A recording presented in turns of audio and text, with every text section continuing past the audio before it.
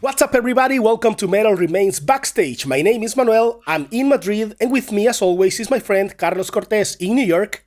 Hello. We have Tetzel in Central Europe, and there's Antonio, who's somewhere around in Europe. He's kind of a nomad, so we're not sure where he is, but is on a secret location. And they are both singers for the metal band All For Metal. Oh yeah. Yes, we are.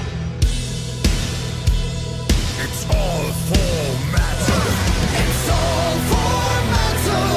And metal for all. Our kingdom's rising. Our kingdom won't fall. It's all for metal. And metal for all. For metal. Metal for all. What's up, guys? How are you? Oh, very good. We're really glad to be here. Thank you so much for inviting us, for pleasure. taking an interest into All For Metal and into our music. So, yeah, great to see you guys. Rock and roll. Awesome. We are working so hard. And the last weeks and the next days are going to be really so intensive for us. But we were really happy to accept your invitation to this podcast. Awesome. Really, really, really happy. Awesome. Being busy is good. Busy is good. Yeah, but sometimes a little bit overwhelming, but it's good, better than nothing. Yeah, absolutely. We always like to ask what you have been listening to these days. I'm listening a lot of metal in the last days and the last months. To be honest, before I start singing for All For Metal, I was always more into hard rock and heavy. Then my vocal cords were made more for metal, so I put my attention towards more metal. And since a couple of years, I'm really studying every metal band, especially the new metal band around. I love Powerwolf and Beast in Black. Now these are the two bands that I listen the most these days. Awesome. Great. And what about you, Tetzel?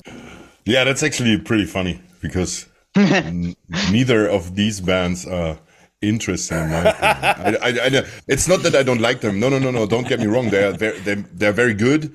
I've seen Powerwolf live, I think 2 or 3 times. 2 times, I think. And the show is great. Everything basically is well choreographed. Everything is well done, from the outfits to the color of the instruments. So everything is really working so well, but it just, music is also something that you have to feel, and it doesn't tingle. It's not getting under my skin. I don't know why. I really don't know why. It's not like I'm not trying to like it, but there's nothing bad about it. It just hasn't clicked. Maybe in the future. I don't know. We'll see. Yeah. So for me, actually, it's been a little bit different. I'm more into extreme metal in general and listen to classical metal, not rarely, but like maybe 15% of the time. And just recently, I've been listening to some of the older metalcore bands, actually.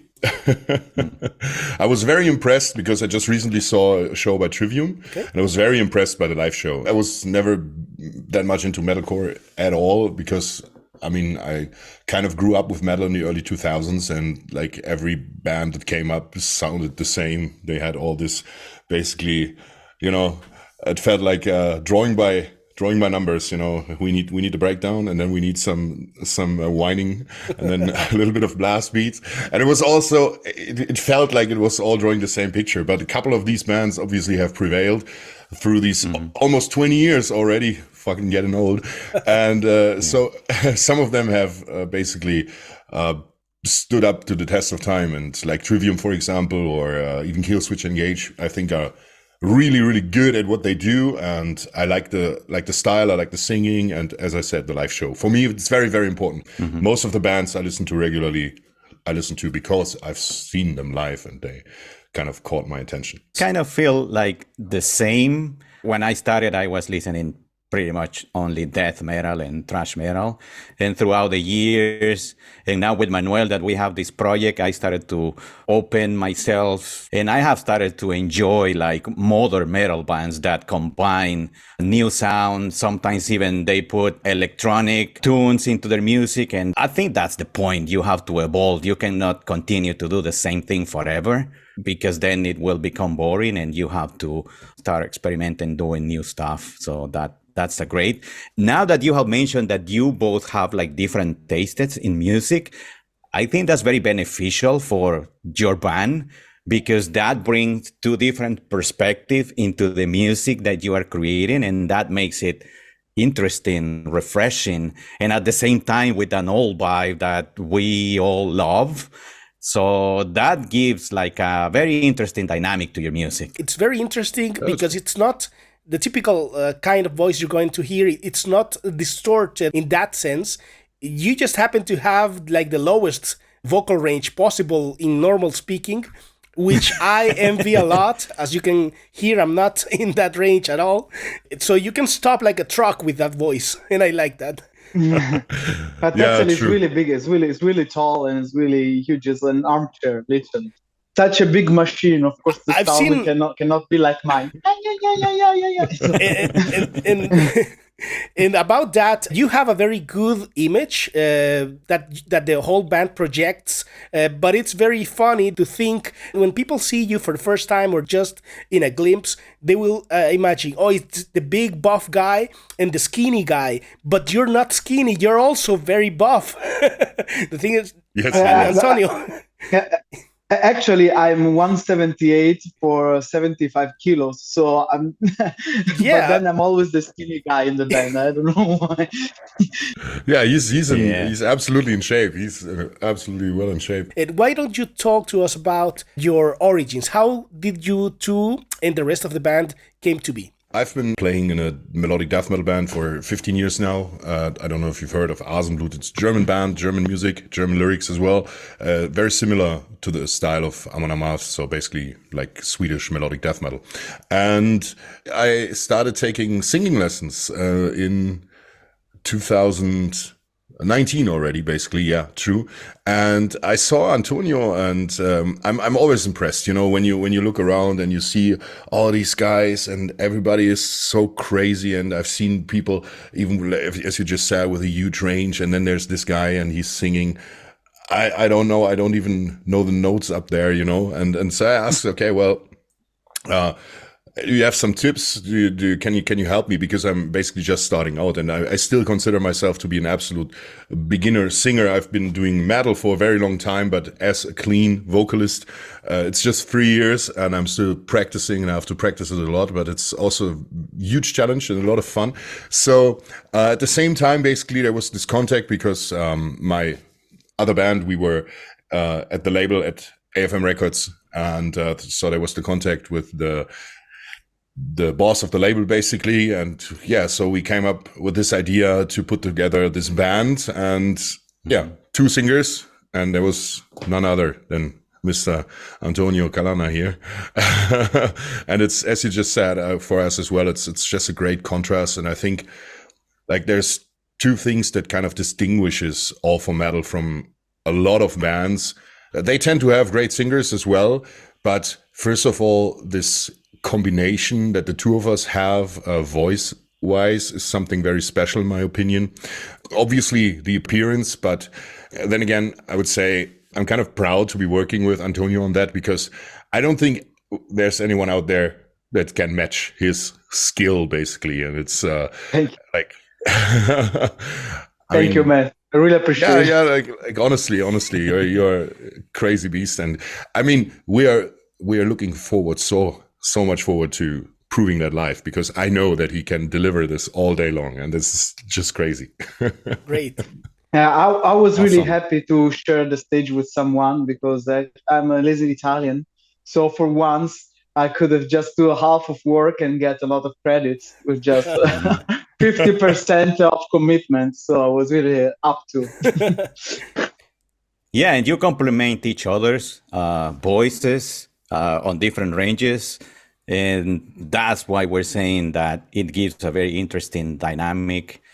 I'm sure whenever you go out there and sing those songs live, those will be instant hymns that people will be pumping with the fist in the air, singing. That's the vibe that I'm getting every time that I listen to your music and see your videos. Exactly what we're aiming for, to be honest. We are Yeah. we are basically a huge party metal band because we don't have deep goals. We don't want to deliver such deep messages or just go deeply into topics, but we would like to deliver great performance, entertain the people, and just give 2 hours, 1 hour, 40 minutes of really good time and really rocking together and just hand banging together and just have fun all together.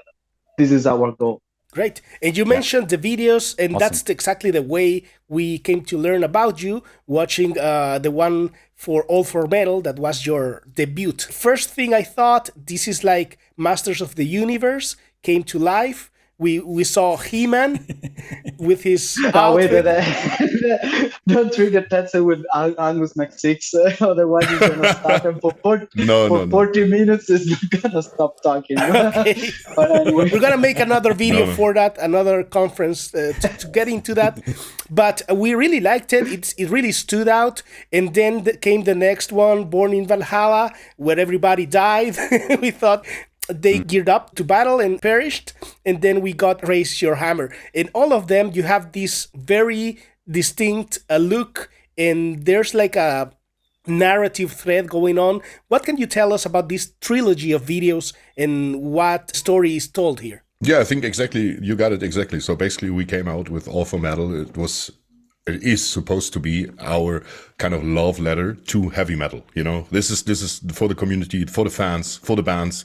And no, I won't start riffing on anyone else because obviously this is what we do. We all love metal, and it's a great time, I think, to produce metal, to make this kind of music with all what we do. As you just said, it's not about like a deep topic, but about escapism. Basically, it's a fantastic world, a world akin to the likes of Conan the Barbarian, maybe Masters of the Universe, maybe not, maybe a little more medieval or like this romanticized whatever medieval times. Yeah, because there's a lot of magic kind of, also going on. Yes, there's magic going on. There's barbarians and maidens in distress and warriors and knights in armor and everything. So basically, we can also say that you have like a sorcerer, a guitar player. Something like that.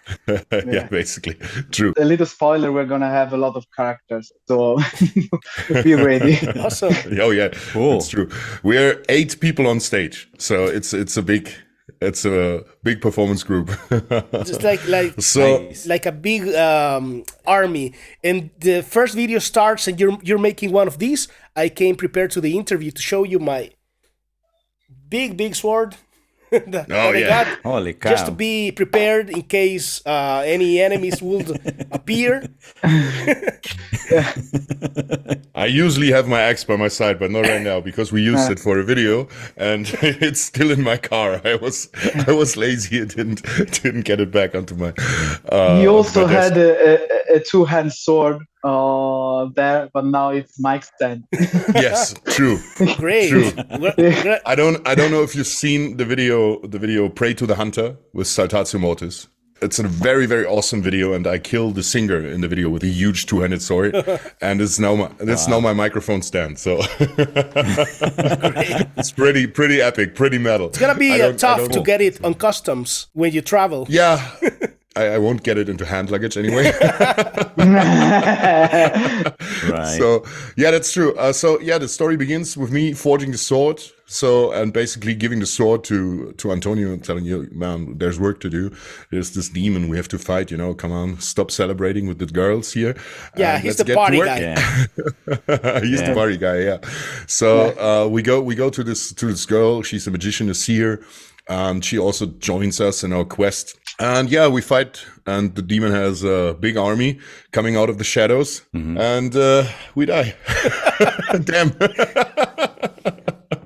Then you go to Valhalla, right? Yeah, we should have worn proper armor, I guess. So yeah.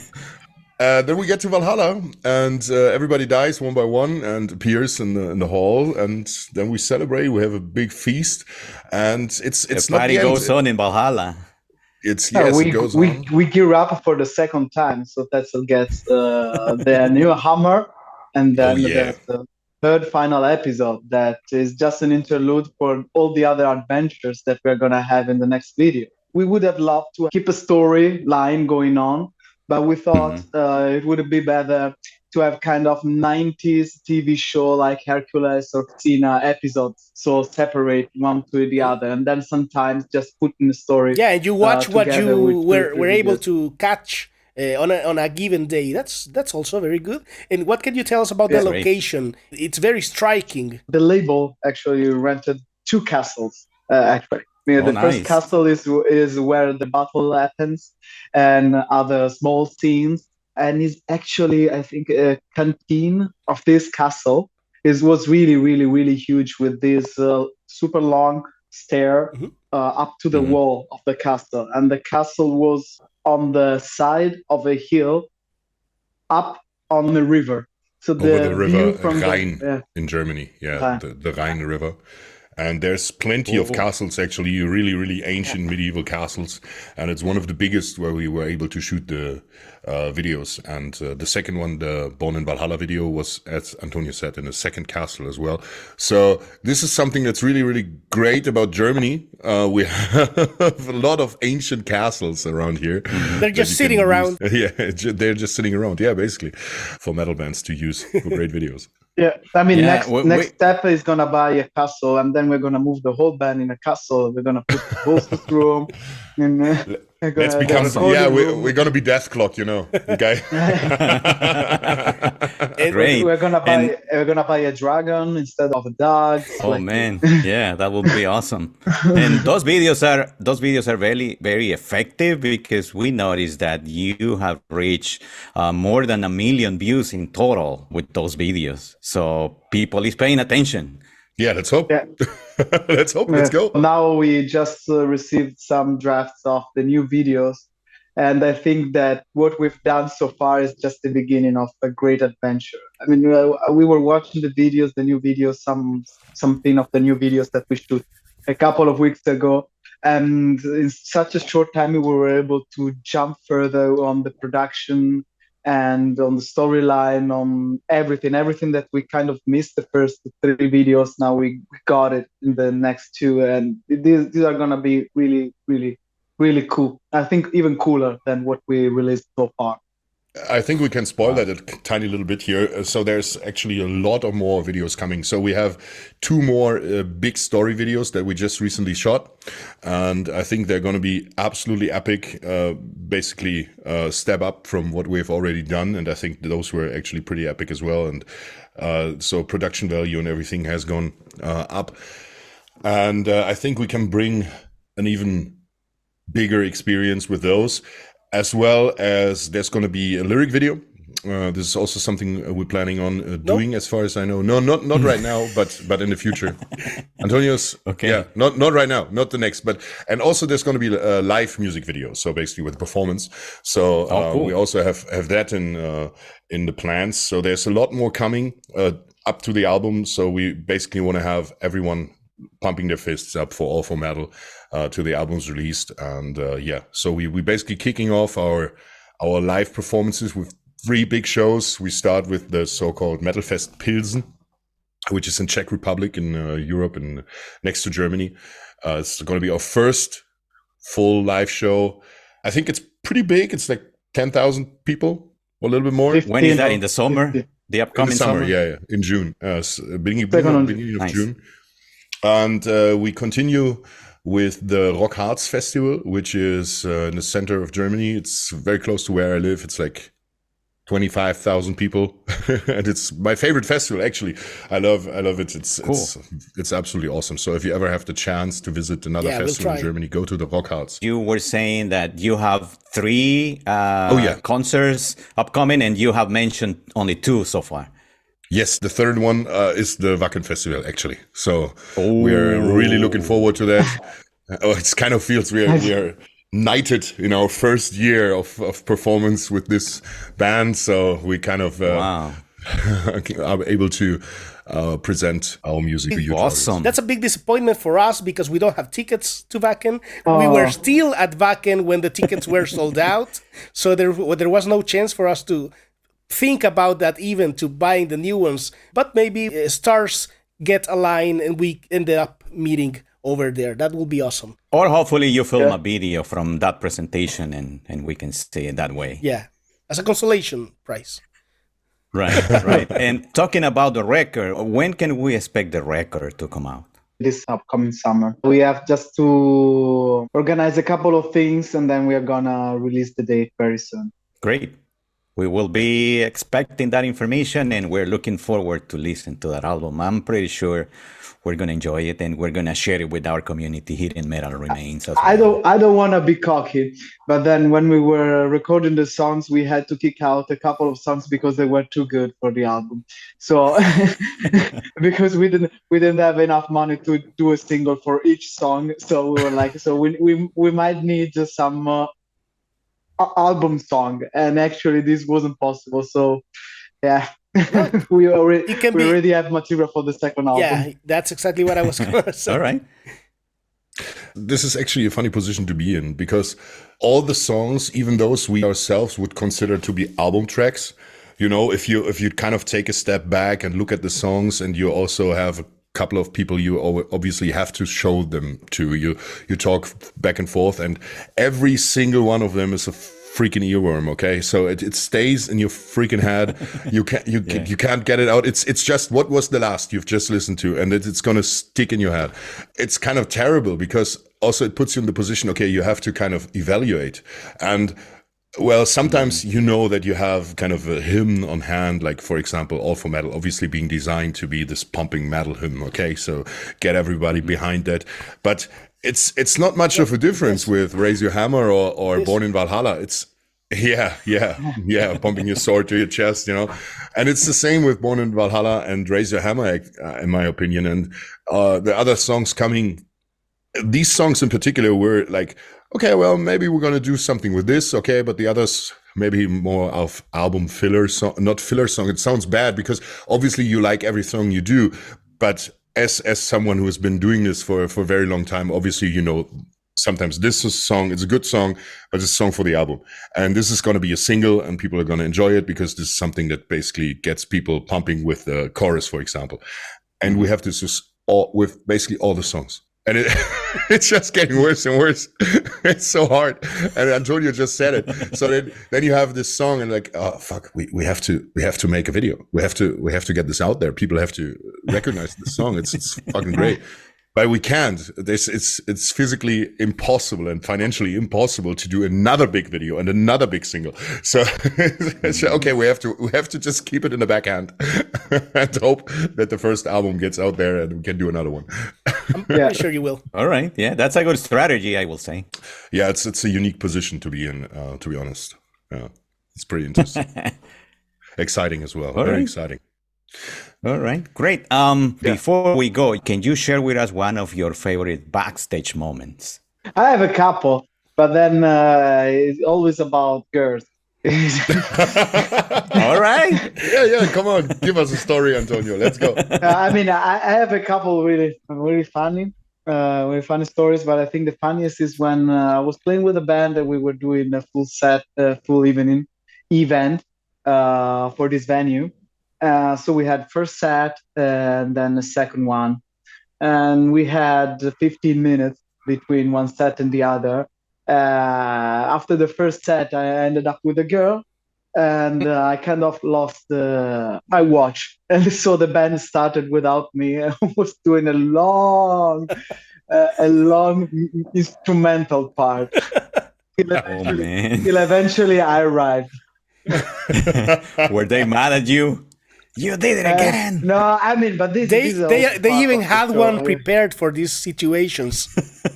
Yeah. But this is rock and roll. I mean, when you know that you're playing some songs, then you know that we have to start this time. So okay, just let's fill out with a huge solo, with these chords, and then we go through with this for a while till he's back. But then how can you be mad at someone that was just doing what the singer is meant to do? And don't do that to me. I'll be so pissed. I was about to say that. Tetzel, you have some information now. He's gonna come and grab you by the neck and take you to the stage. Yeah. Like whatever you're doing. Yeah, I'll just take you both. Come on, continue, but go on stage, okay? It's a sticky situation. Awesome. Yeah. What about you, Tetzel? Awesome. Yeah, it's nothing with girls actually. It was pretty funny. 2019, so pretty recently, before there was the 2-year gap in everyone's In memory, life. you know, in life. Yeah. And actually, it was at the Rock Arts Festival because Thomas Elofsson, he's the guitarist for Hypocrisy. And he's also an amateur strongman in Sweden. And I'm a pro strongman. I'm one of Germany's strongest men. No big deal. I've been competing past couple of years in strongman championships, and so we got to know each other through that because of the music, and obviously also through the sports. And we were hanging out backstage, and I was chilling with Hypocrisy, and Peter Tetgren showed me the then upcoming Lindemann album backstage. So we were listening like, I don't know, 3-4 months before the Lindemann record came out, and listened to the songs, and it was such an awesome night. And I actually didn't get to see Dimmu Borgir because of that. But I wasn't so sad. So Cool. because there was just a very, very cool situation, just sitting there talking about music, sports, and everything, and him playing the upcoming record. And it was like, okay, cool, this is gonna rock. I totally dig Rammstein, of course. I don't know if you can't like Rammstein, if it's even physically possible. And obviously Lindemann is a lot of fun as well. Yeah, sure, absolutely. That's Memorable moment. great story, right yeah. there. Let's hope we can create lots of new backstage and on-stage memories. Hopefully with all of we can them. join you as well. Maybe not Antonio, because Yeah. that's going to be maybe too romantic for a group Yeah, situation. and I'm married, and I don't want trouble with my wife. But maybe we can do some. Watch out, because I'm really wild, so you have to keep up with me, otherwise you're not welcome. All right. So the challenge has been set, Carlos. Yeah. If you like this interview, please like and subscribe to our channel. Make sure to follow All for Metal in their Instagram, YouTube, wherever you can find them. And also make sure to buy their album when it comes out. Guys, it's been a pleasure to be here with you. Thank you. It's been a pleasure as Ciao, well. guys. Until next time, stay All for Metal. Metal for all.